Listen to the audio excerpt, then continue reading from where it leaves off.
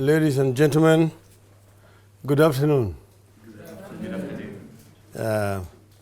I'm very honored to be here at Oxford. And I'm saying that it's not my first time to be here. Last time I came here was at the invitation of Al Jazeera media, and the interview took place in that hall up there. So, but I'm very happy to come back to Oxford again, which is one of the oldest debating societies in the world.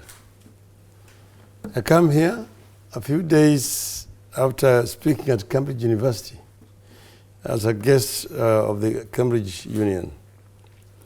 Together, the two of you, that is the Oxford Union and the Cambridge Union, make up for two of the greatest institutions whose footprints are found everywhere on every subject across the globe.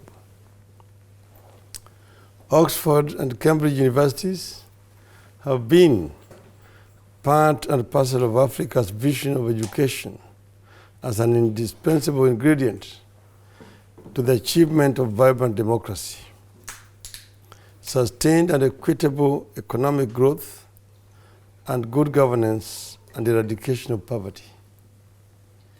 I must therefore recognize and applaud this university for the continued commitment to providing sound education to Africa's youth through scholarships like that administered jointly by Oxford and Cambridge Society of Kenya to undergraduate and graduate students. And I'm very happy to meet so many Kenyan students who are studying here at this famous university. I also recognize your joint research projects with the Kenyan universities. Research is the weakest link in Africa's universities, largely due to funding challenges. With the ties that bind, like the colonial heritage, education and cultural links that broke language barriers, Europe and Africa should be enjoying greater and more mutually beneficial relationships. The reality, however, is that Europe has a problem in Africa. It is what I wish to speak to you about. That is Europe and Africa, that kind of relationship. As a signature institutions like this great university have strived to maintain the ties with Africa, their efforts have been undermined by European politics and attitudes.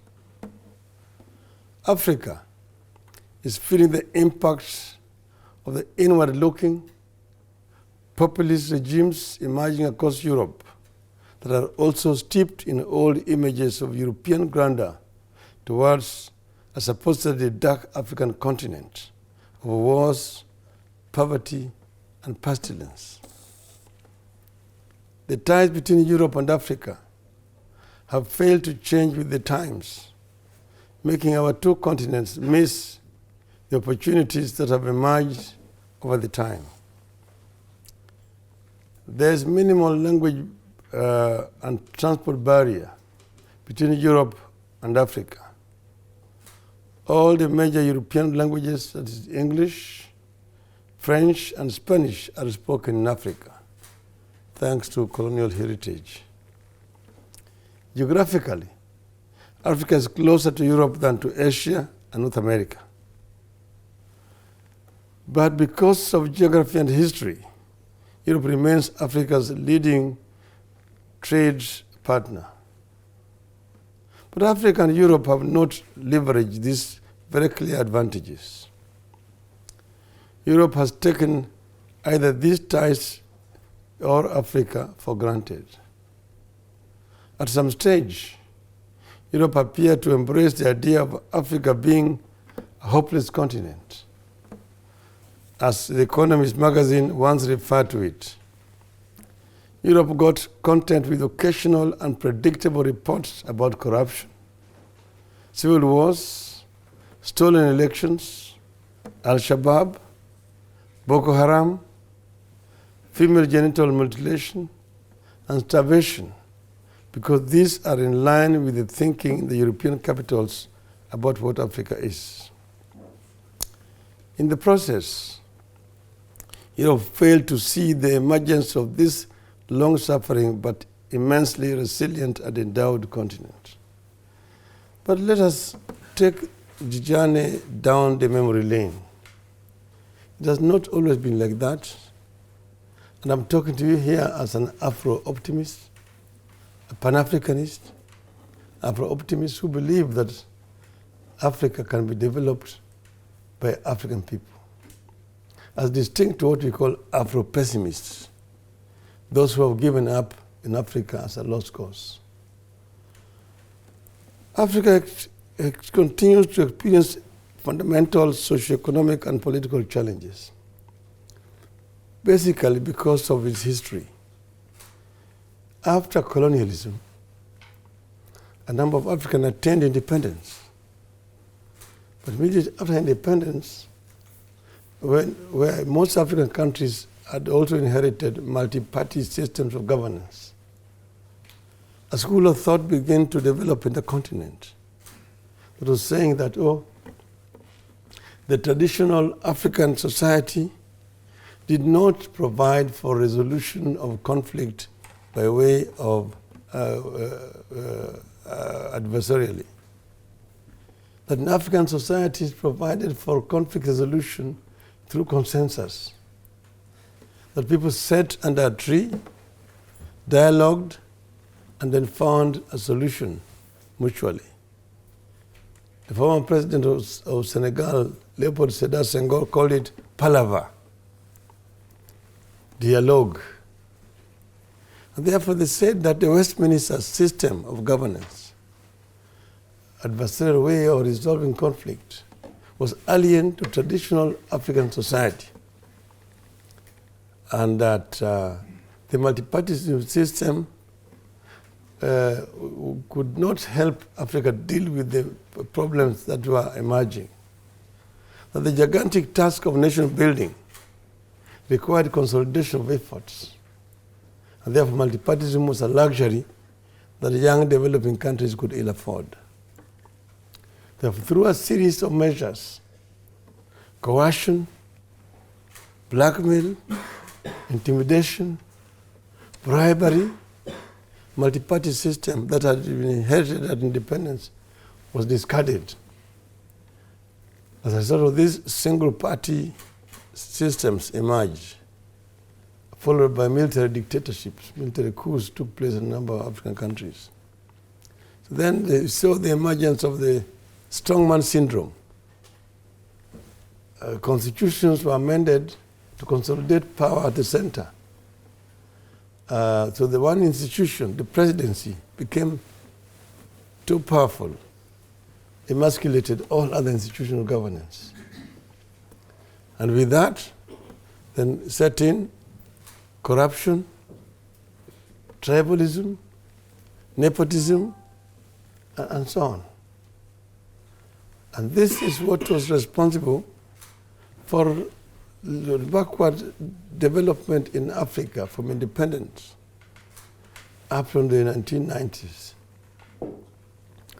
This is also the era of Cold War and the era of aid. So in those days of Cold War, so long as you say that you are an ally of the West in the war against communism, nobody cared how you ran your own internal affairs. So a lot of money was pumped into these economies without anything to show for it. Most of it found its way back to the donor economies in terms of private bank accounts in Switzerland in those days. So this economy became saddled with debt without anything to show what that money went to do in those countries. So a number of these countries became highly indebted economies, what we call HIPICs at that time. So we call that period the wasted period in the African continent. It was only in the 1990s when the Berlin Wall came down The wind of change that was blowing in Eastern Europe also found its way on the African continent, bringing down single party and military dictatorships on the continent. And then re-emerged the multi-party systems, which introduced political competition on the continent. This changed many things in African countries.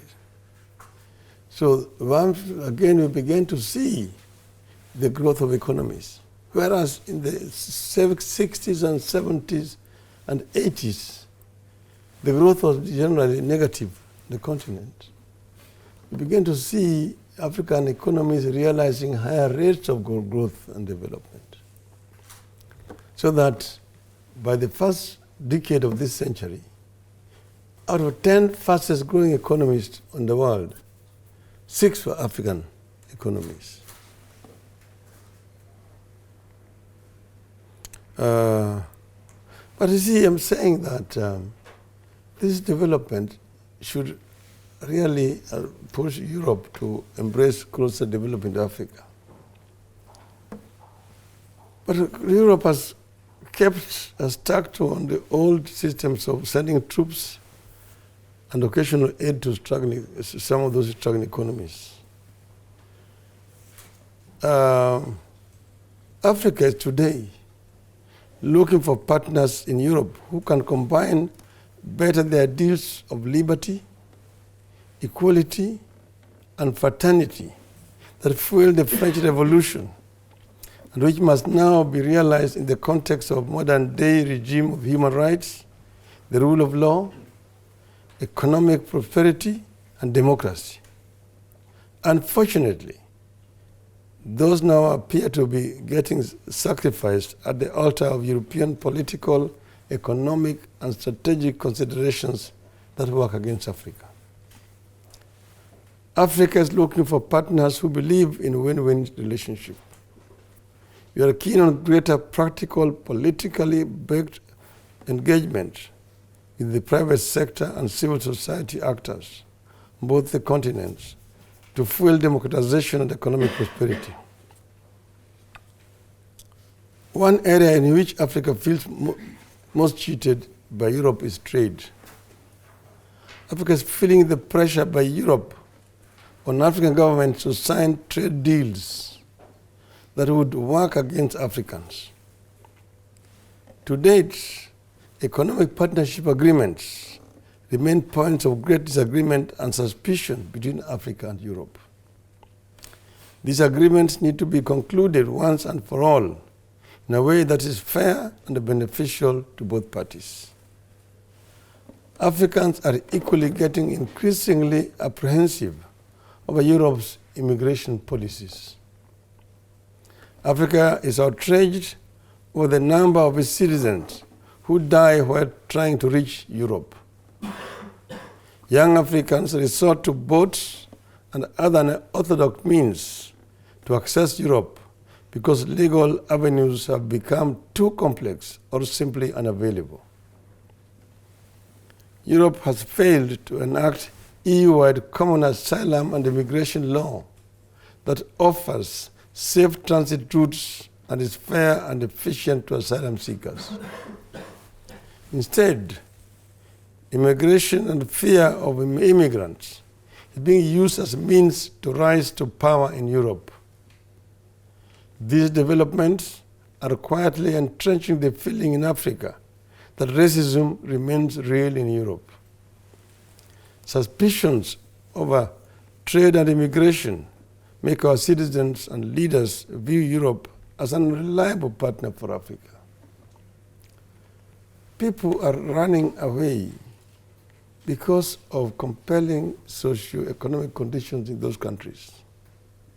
The best way to avoid this is by working together with Africa to create enabling conditions that will retain people on the continent. It is not out of love that people would like to come to Europe. Even more disturbing is Europe's ambivalence on democracy today. As we meet here today, pro-democracy activists in Africa are no longer sure they have the support of Europe. It is not clear if it is still Europe's policy to stand only with the regimes that promote open, free, and fair elections and respect human rights. That ambivalence itself is a source of conflict in Africa. But I believe that the changes that have come on the African continent now create an enabling environment for closer working together between Europe, so that most of these progressive gains that have been achieved at a great cost by the African people can be consolidated. I think a more democratic, open African society is a better partner for Europe than basically trying to perpetuate weak, inefficient, and corrupt regimes in power on the continent.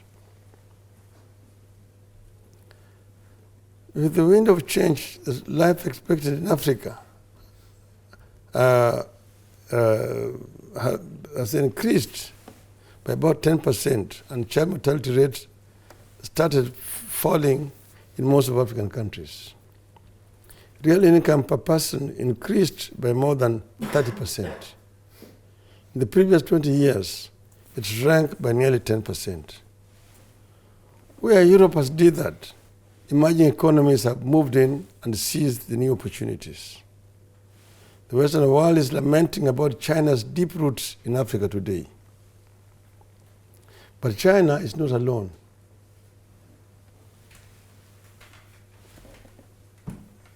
India, Brazil, Malaysia, Indonesia, Turkey, Japan, and South Africa are equally developing deep roots in Africa, taking advantage of the doubts Europe seems to have about the continent.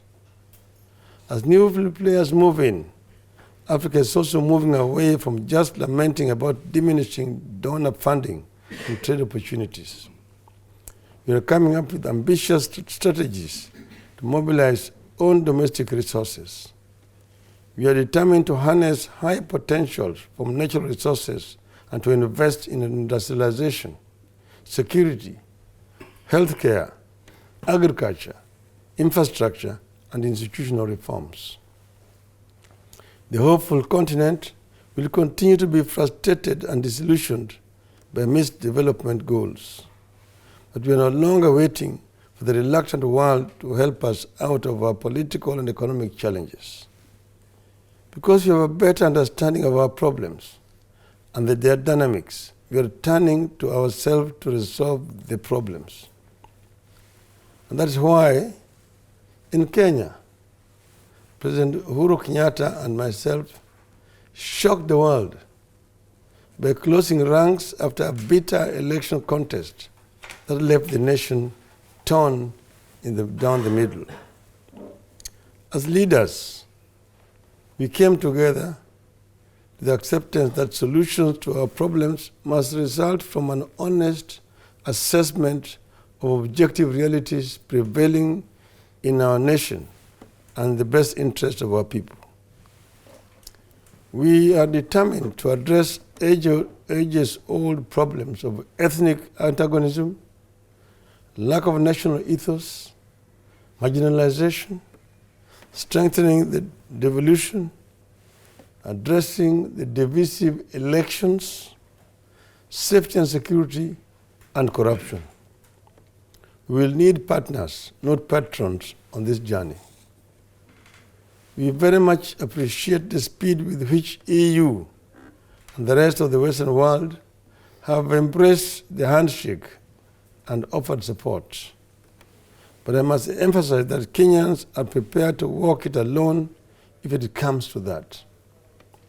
It is our hope that a handshake between the President and myself can inspire other African nations struggling with problems similar to the Kenyans and make them seek homegrown solutions based on mutual understanding.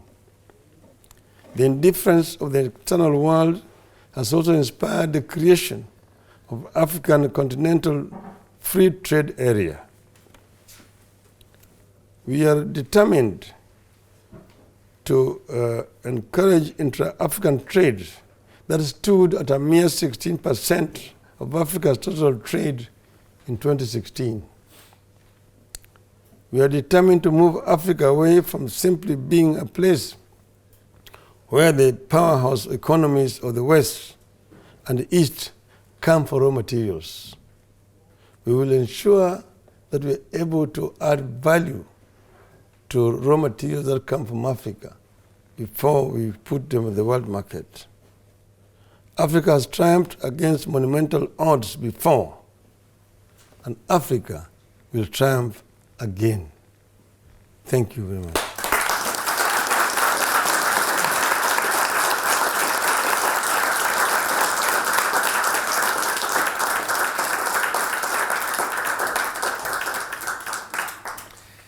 Thank you. Thank you for joining us and for such an inspiring speech. I will ask a few questions and then open up for, to take a few questions from the audience.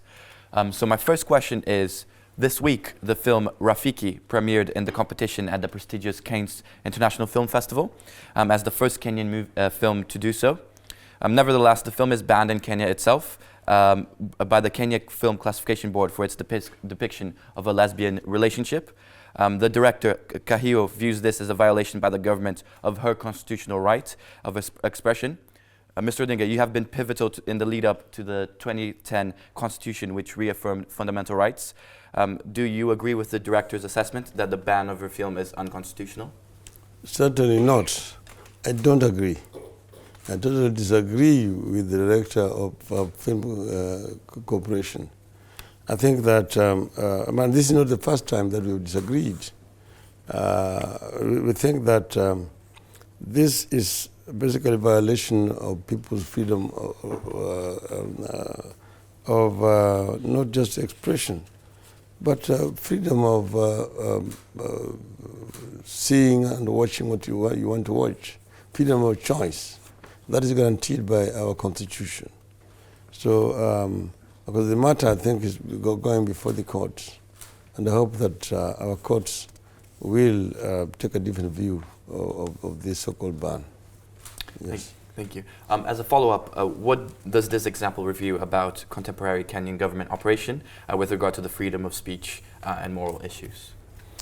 Well, of course, this is an issue over which the minister in charge of information should take a stand, and should have taken a stand right from the very beginning.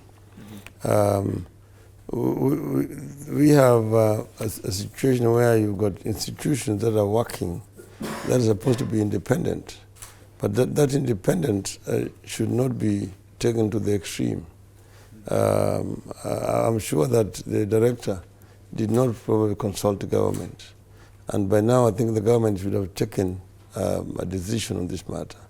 But these are some of the issues that we agree that we will address if you look at the memorandum of understanding that I've signed with the president. And we as a political party, because as you know, we are not part of government as things stand right now, we still have a right to express ourselves openly and freely. And we will take this matter even to Parliament as a political party. Perfect, thank you. So my next question, the rivalry between you and Uhuru Kenyatta has its roots in the rivalry between your fathers, starting soon after the Kenyan independence in 1963. In what way did that vision for the young Republic of Kenya of your father, Jaramogi Odinga, differ from that of Kenyatta, the father of the current president? You need to know that the two gentlemen first were real buddies.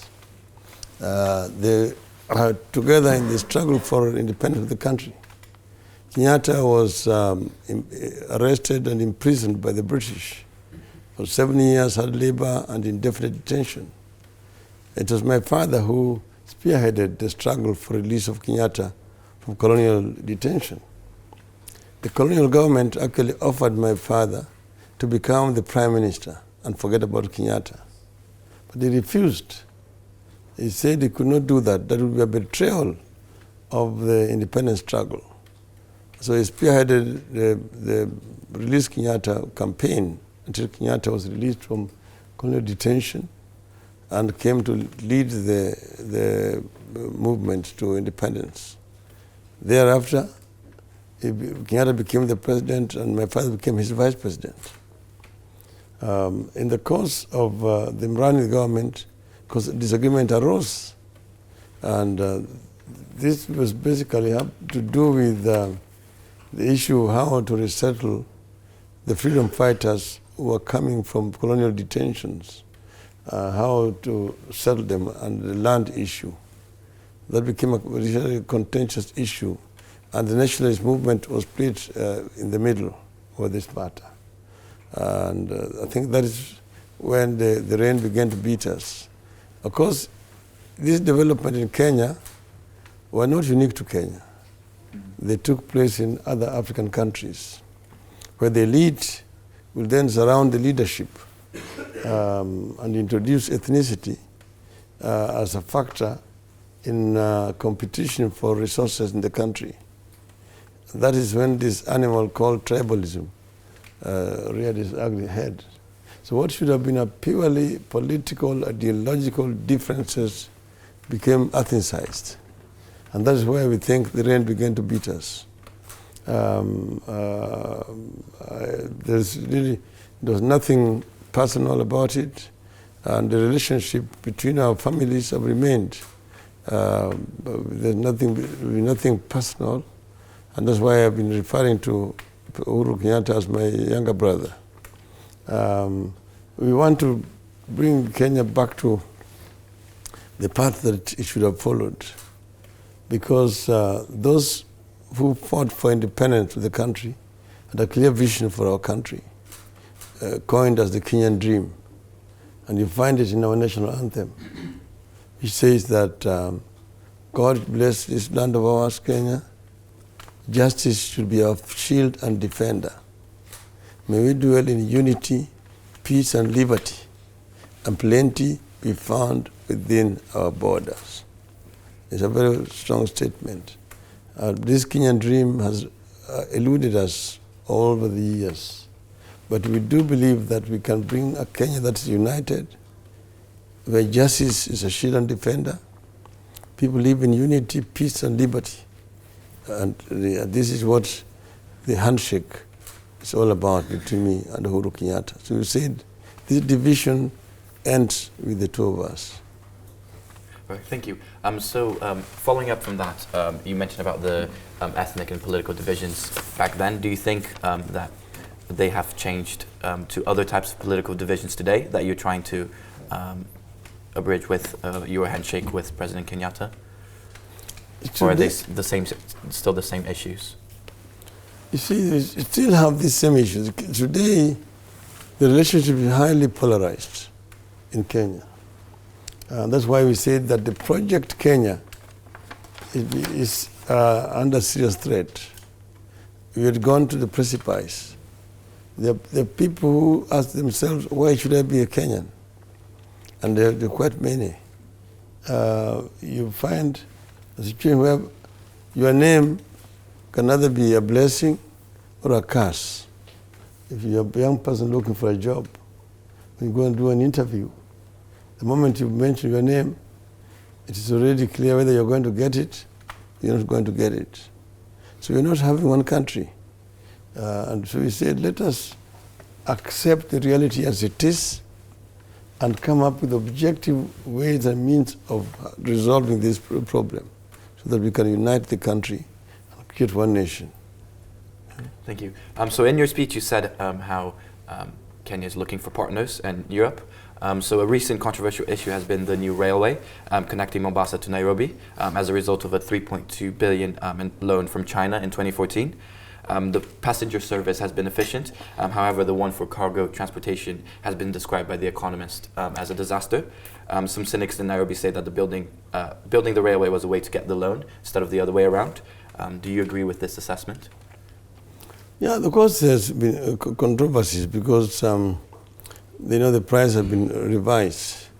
The SGR, the Standard Gauge Railway project, was a project of the Grand Coalition government. It was conceived under our government with President Kibaki. We are the ones who did the feasibility study, who did the design, done under us, who did the tendering, and we awarded it. When we awarded it, at that time it was $2.7 billion. But when the Jubilee government came to power the other time, they cancelled the tender and re-advertised the tender. And went through the process of identifying the contractor. They awarded it to the same contractor, but it had gone up to 3.5 billion. And then now it went higher up. The rest is now details. But I'm saying, I think that it could have been done better, differently. Yes. Thank you. So as a follow-up, what do you think are the priorities of the current government in terms of new infrastructure projects? Well, they have come up with, of course, roads that they say they want to construct. They have come up with power plants that they want of course, to increase the generation capacity, because you cannot be talking about industrialization without energy. But what are the options that you have? You've got geothermal. Of course, it's fairly it's cheaper source, but it takes longer to develop. Then there is hydro, but hydros we have limited, but we can have quite a bit of mini hydros. They are putting up a coal plant at the coast, which is fairly controversial. As you know, most people are running away from coal. Over 1,000 megawatts. You can do clean coal. Then, but Tanzania next door has got a lot of natural gas. And I think that we can import natural gas. And I'm suggesting this to the government, that we put a pipeline and import natural gas and convert a number of thermal plants that we have into LNG from fuel oil, because it's cleaner and it will be cheaper. Then, of course, the housing is another major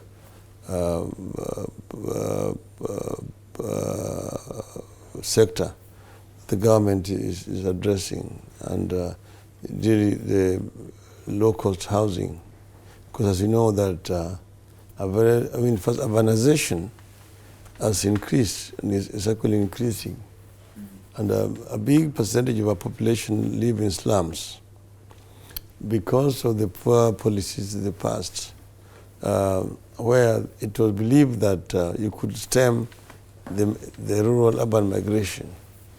The government did not respond properly by building proper housing in the urban areas. So you find a city like Nairobi, 60% of the population live in slums. So the government has come up with an ambitious program of housing development, which I think is healthy. Then they also want to invest in universal healthcare, to make healthcare accessible and affordable to every Kenyan citizen. That again is an ambitious project, but it's something that we fully support in the country. Okay. Thank you. So one final question before I open up to the audience.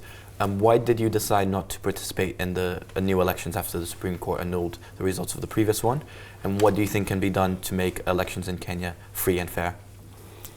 You see, the Supreme Court, when we went to the Supreme Court, we pointed out the shortcomings of the other elections, several irregularities. And the Supreme Court actually agreed with us. And their ruling, they said that there were illegalities and irregularities which made the elections of the 8th, or the result of the 8th of August completely meaningless. And on that basis, they nullified the results. Now they asked the Electoral Commission to address those illegalities and irregularities. Illegalities means that there are crimes committed, and therefore people should have been prosecuted. And those people were known individuals who were responsible for those illegalities. And there are those who committed those irregularities. So we demanded of the Electoral Commission to rectify those before we go for a new vote. And they refused to do so. We realized that it was going to be a charade, doing the same thing, the same way, expecting different results. And we said we were not going to do it. That's why we decided to stay out of it. And as it were, our fears were confirmed. Yes. Thank you. So now we'll take questions from the audience. If you have a question, please raise your hand and wait for the microphone to reach you. Please stand up and project your voice. So the first question will go to the lady in the third row. Thank you very, very much for being here this evening. Just a follow-up question about the recent election. So I was following it quite closely, and I'm not actually Kenyan, I'm Nigerian, but I did feel quite moved by your decision to not partake. I think from my point of view, I was worried about what the long-term implications of such an action would be. Don't you think that you refusing to partake is almost resigning yourself from the struggle and, I guess, giving up the fight, I guess, for free and fair elections? Yeah, it's not that I was moving out of politics, but what I was doing is, moving politics to moving the matter to another level. You can make a statement in different ways. See, you can just keep quiet, and you also made a statement. For sometimes that would be even a louder statement than speaking. So by us not participating, we think we made a stronger statement to the world that it is not just a question of elections for the sake of elections. You must go to an election where everybody who is participating has an equal chance of winning or losing. But if you're going to an election where the outcome is obvious, then it's pointless. It's pointless to go to an election when the result is already predetermined. You're just going there to sanitize the rigging of the fellow you are competing with. So we say that until and unless there is a proper level playing field in the elections, and here we're not just talking for Kenya, we're talking for the rest of Africa. Because what's happened in Kenya happens in many African countries. I was talking to the president of AU just the other day, and they are actually very excited by what has happened in Kenya.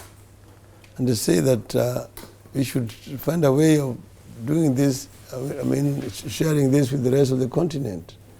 Because they say that in African countries, elections are held, there are grievances that emerge, people fight, people are killed. Those grievances last the life of that parliament until the next elections. And when the elections are held, new grievances emerge again. So that kind of instability is perpetuated, and therefore there can really be no proper growth and development on the continent. So we're saying that we must change the way we do things. See, in this country, they do elections, and you'll hear Tories have won, or the Labour has won, and nobody will complain. So So we are now saying, let's look at the way the country is being governed. This winner-take-all presidential system good for an ethically divided societies like the African societies? Or should we examine the parliamentary system? Because to rig a parliamentary system, you have to rig in each and every constituency, which is much more difficult than just rigging one election, a presidential election. So those are some of the issues we have put on the table, which are going to be examined by the committee of experts, which we have set up jointly with President Uhuru Kenyatta. Thank you very much. So next question will go to the hand just there. Thank you. So I would like to know, how do you plan to deal with your own disappointed supporters after the handshake with Kenyatta? Yes, you can never get 100% support. Any new idea will get supporters and opponents, okay? So most genuine supporters will listen. First, when we announced the handshake, there were, of course, divided opinion. There were those who were shocked and surprised. There were those who were pleased. There were those who were disappointed. So we have now moved on to explain to the people. And the more we explain, the more people will get converted that this is the better way of resolving this issue rather than the other way. Because the other ways we had, one, the mass action. Mass action means that we have to bring people on the streets at Tahrir Square and keep them there for a longer period of time. It will be disruptive, and very many people's lives also will be lost through that process. If you just sit and wait for another election to come and let something else be done, they will repeat the same thing that was happened at that time. So the other one was popular amendment. And that has also had its challenges. So the third one was this one of dialogue. And we chose dialogue instead of those other options. As you know that we had already lost very many lives. The other time when I came from the US and I went back home and people came to meet me at the airport, from the airport to the city center took us 6 hours, a distance of about 50 kilometers. And by the time we arrived, we had lost 18 people, shot by the police and killed. But by the time we were going to these negotiations, we had already lost 350 people through extrajudicial killings. So the options were there, but we thought that this was the best option in the circumstances. Thank you. Next question will go to the lady all the way in the back. Thank you very much for the speech. So you several times mentioned that the corruption and nepotism is the severe problem for the country. And I'm wondering, what is your, as a leader, what is your vision? What is the concrete policy which have to be implemented by the country, and the concrete steps would have to be made by the country? Because this is important in order to build the integrity at the public sector, at the public institutions, and build the sustainable and functioning institutions. Thank you. You see, we have institutions, and those institutions are not working. That's why we want to go beyond mere institutions. You know, we have a new constitution that was enacted in 2010. And under that new constitution, several institutions have been created. We have an independent electoral commission. At elections, it's a challenge. We have an independent public service commission. We have an independent police service commission. We have an police oversight authority. We have an anti-corruption commission. And the legal framework is also there. But they're not working. So we need to go beyond just creating institutions. You know? We have to also create constitutionalism. How do we do it? And how do we have, for example, the Anti-Corruption Commission that is effective? Why is it that the big fish can still steal and get away with it? And people who are stealing chicken are arrested and jailed. But people who have stolen billions are sitting there scot-free. Okay? So these are some of the issues that we want to address in what we call Building Bridges initiative in the country. So it is a very comprehensive process of a review so that we can go to the very foundations of this. How do we make Anti-Corruption Commission fine so that if somebody steals or abets stealing, like the president of Korea, the president herself can be put to jail for 24 years. And they can get a former president of Brazil and take him to jail because of corruption. Then we will be talking. And this is what must happen in Africa, generally. So it's not going to be easy, but I'm sure that we cannot get over this in the African continent until we reach that level. That's when we will be able to ensure that our resources are not diverted to people's private pockets, but go for the development of the country and the people as a whole. Thank you. We have time for 2 or 3 more questions. So next we'll go to the gentleman wearing a tie.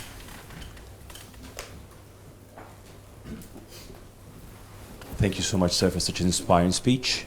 You mentioned a lot about Pan-Africanism and the continent as a whole. Is there a way forward for Africa to unite as a whole, specifically the relations between North Africa and the rest of Africa, considering that even some of the governments in North Africa do not consider themselves African, yet more Arabs than African in their ideology? Well, you see, there's what you call scaling the stairs and chewing the gum at the same time. It is not incompatible that you can be an Arab and an African at the same time. And this has happened before. During the period of Gamal Abdel Nasser, the former president of Egypt, they created the Arab League, but they're also members of the African Union, OAU. They were also a founding member. And Egypt was a leading member of OAU and also a leading member of the Arab League there. I think that the issue of race is immaterial. Africa is a cosmopolitan society, and we've got several races. Even in Africa itself has got many different groups of people. You see, you got just like in, you have in Europe here. You have got the Latin, you've got the Anglo-Saxons, you've got the Slavs, and so on and so forth. Yet you have got the European Union. In Africa, you've got Bantus, you've got Nilotes, you've got Hamites, you've got the Cushites, you've got the Hottentots, but they're part of the Arabs. They are part of the African diversity.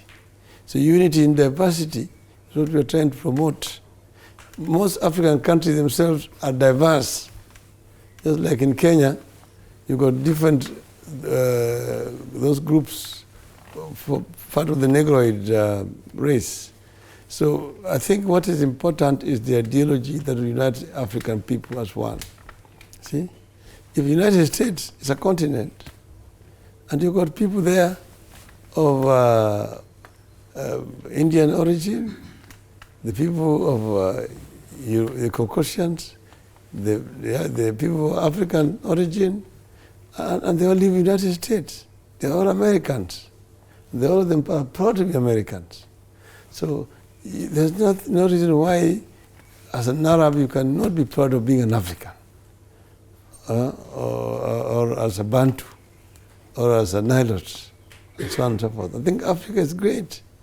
I'm going to tell you at the end of this the story of the African lion. Okay? Thank you. So next question, we'll go to the lady just there.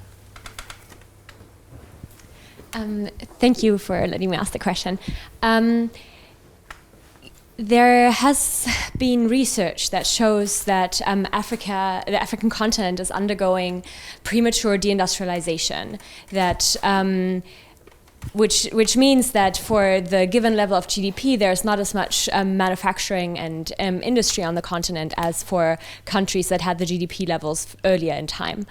So my question to you is, do you think that manufacturing is a way to industrialize and to economic development in Africa still, or does it have to find other ways to grow as an economy?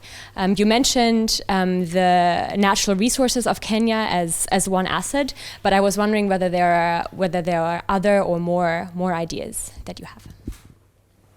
Yes, the thing is that you cannot deindustrialize without having industries. You cannot deindustrialize when the industries are there. And I'm talking as an engineer and as a production engineer at that. What we're talking about is, there are different types of industries, different levels of industrialization. Like we have industries that will be processing raw materials. Like, you find countries which have got bauxite, some of them have got copper ores, some of them have got iron ores and so on, and they're producing just ores and sending these ores to industrialized nations for processing of finished products. And then they import steel back for their own development. And see, there's no reason why you cannot add value to the ore, beneficiation, and producing aluminium out of bauxite, or producing steel out of iron ore, or producing copper, wire, cables, and so on, out of the copper ore, and so on and so forth. And that level of industrialization, that is what first we want to talk about. Then you begin to process them into other finished products. You produce Mercedes-Benz, you produce Ford, you produce Massey Ferguson, and so on and so forth. That is now another level of production. Is it cheaper to import now Mercedes-Benz or put up an assembly plant to produce it there, like they are doing in China? See, what China did and India is to produce first the skills, high-level skills, that's disciplined and that's cheap. And that made China the cheapest place to do manufacturing. And a number of these big companies, the automobile, whether that is Mercedes, BMW, Ford, Toyota, and so on, are producing in China. As you find that it is cheaper to produce Mercedes-Benz in China and ship it back to Germany than the one produced in Stuttgart. So there are many other ways in which Africa can industrialize. But then there's also post-industrial era. Africa can also leapfrog. to the presidential area and come to also look at the service sector. So there are several options that are available to Africa, which Africans can actually explore and benefit from technological development that we have today. Okay. Thank you. We have time for one final question. So we'll go to the gentleman all the way to the right, at the end of the row. Thanks for coming to give us this talk. My name is Peter. The question is, actually, I start with an English phrase which says, if you can't beat them, you join them. And that's actually what you did. So my question then will be that how can you then fight the government from inside to be able to change anything? For instance, you were able to, through the good fight we had last time, you were able to change the former electoral body. How can you make sure that that will happen again when you're inside the government? First, I think you need to correct one thing, that we did not join the government. We have not joined the government. That will only arise if we join the government, we are part of the government. But we are not in government as yet. We have none of our members of our party is in holding any position. So we therefore don't carry any burden of collective responsibility. You cannot criticize from within and so on. We are outside. And what we agreed on just the middle, this is what we need to have changed. And this is what we are looking towards. We have, for example, a joint committee of experts of 7, the 14, who are going to look at the issues contained in the MOU and come up with advice how to deal with them. And once that has been then put forward to us, then we will decide where do we take it. Do we take it to Parliament and then jointly convince our members of Parliament to pass it or not? So our situation is a very unique situation, indeed. So it's not that you can't beat them, then you never join them. You have not joined. We are still retained our identity as a viable and a vibrant opposition. Okay. Thank you. So unfortunately, this is all we have time for. So please remain seated, but please join me in thanking Mr. Odinga for joining.